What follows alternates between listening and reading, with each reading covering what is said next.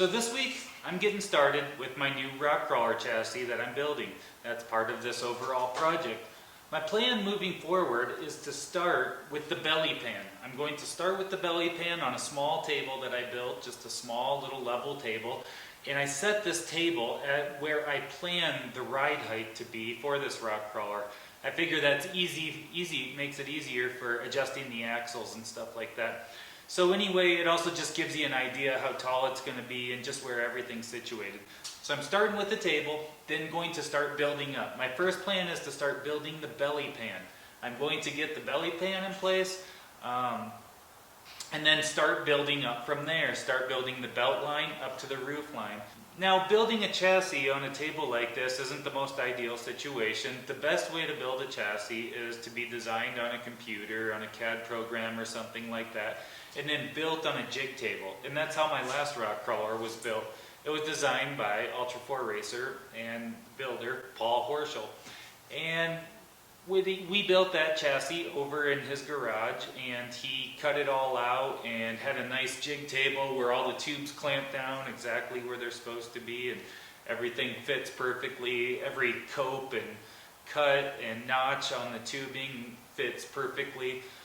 So this one's just more of a basic build. I'm going to just do this build just like you would in just a regular garage and just kind of see what I can come up with.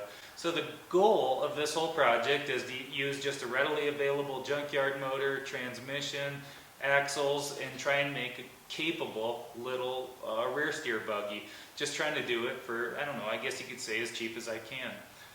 That's my plan with this. Just want to have fun, just want to make a fun little build, see what I can come up with.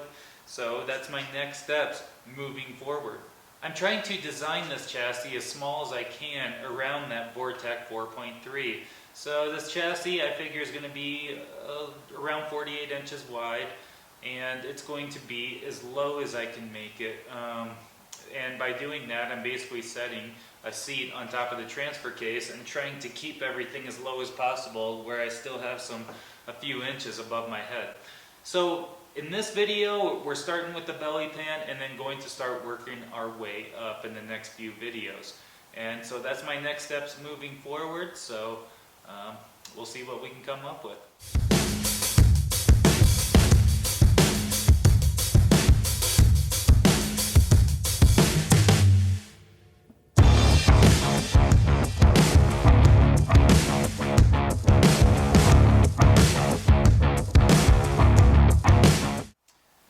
So I started by bending these two pieces of tube, and these are going to be the belly pan. They are going to go on each side of the motor. It's a little different than how we did this one. I like this style, but I just wanted to try something different, a little bit different belly pan style, so I'm going to try this one, see how it works.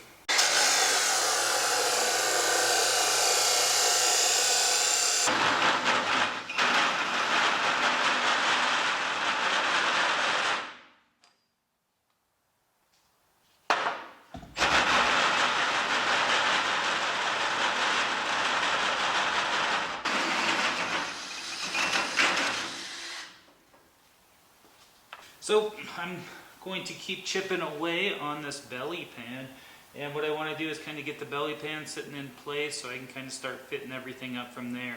Making sure this belly pan is perfectly square is very crucial to building everything else up from it square. So that's why I'm really being particular and taking my time and making sure that I get it perfectly square. So just going to keep chipping away on this.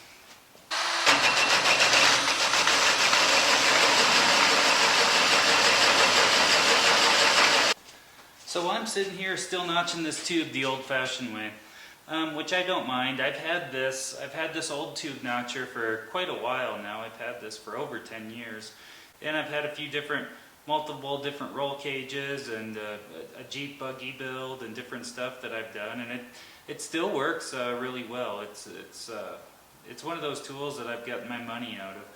And so I bought it back when I bought my tube bender from Pro Tools, and it's been a handy thing to have around. So what I do is I like to just I'm using HREW for the vertical mount and DLM for everything kind of external. And HREW has a line in it, and that helps me get both of these squared up, so I can just follow the line and then mark how deep I want the notch. So that's kind of what I'm doing. I like to hit it with a little bit of whatever oil I've got handy and just slowly work into it.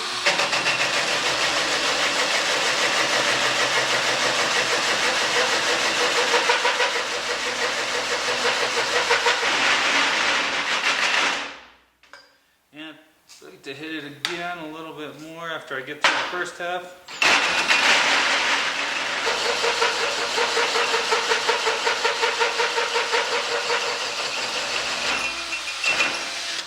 Alright, so I can make a hole saw usually last a decent amount of time as long as I go slow. Don't push too hard, use even pressure. If it starts bouncing, back off if it starts kind of grinding. And then what I'm going to do is clean each of these up, get these all cleaned up. I'm going to hit them all with a flap disc to get the edges off there. Then I'm going to run them through my belt sander to get the ends all nice and clean before I weld it, get some of that mill scale off, and then just probably wipe them down with some acetone so I can try and have a nice clean surface to try and TIG weld some of these up.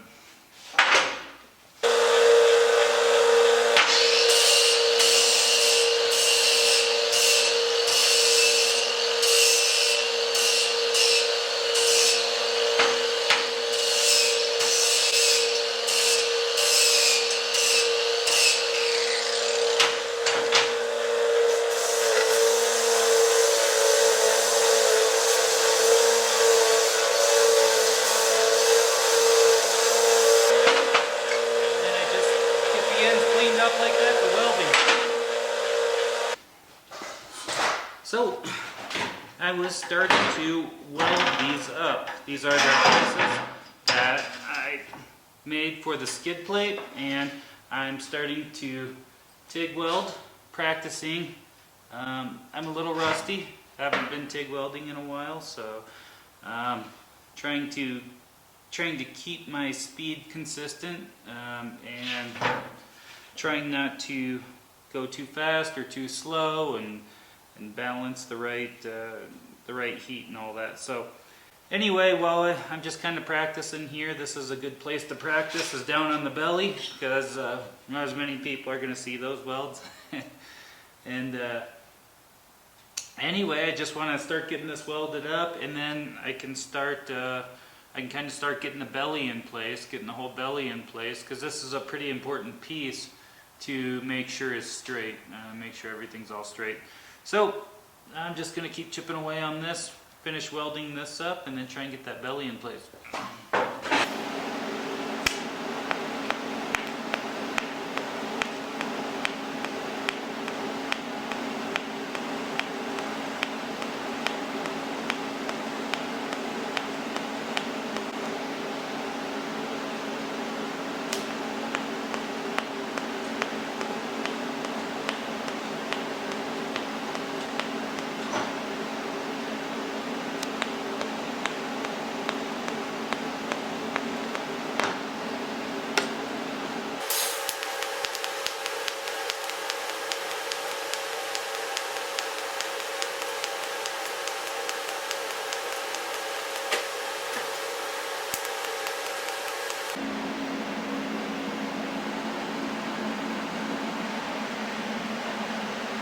So this is where I'm at right now. This is the entire kind of belly pan.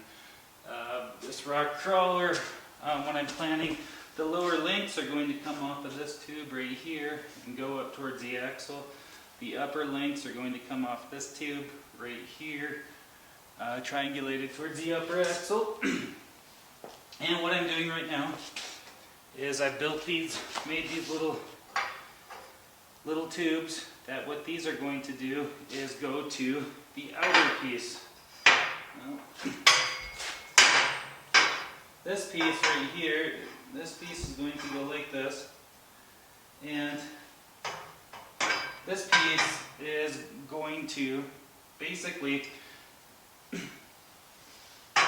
that's going to be the exterior of the buggy. It's going to be about 48 inches wide, and it's going to, the A pillar is going to come up right here, and the B pillar is going to come up back here. And so basically this is the whole middle section of the buggy. Once I kind of get those complete, I'm then going to build the hood area over the motor, and then the back area back here. So starting with the middle, getting this all squared away, and then I'm going to build my way up and out each way. So this is where I'm at right now. I've been messing around with this a little bit, just trying to make sure it's as square as I can. I originally made the belly pan a little deeper, and then I stepped back and looked at it and said that's too deep. I need to make it less deep. So I went back and I had to recut and cope everything. So it's basically just a whole lot of repeat, cutting pieces, cutting pieces, coping pieces with the notcher, and then sanding them down, and then cleaning them good, and then measuring, and standing around and scratching my head. So this is where I'm at so far.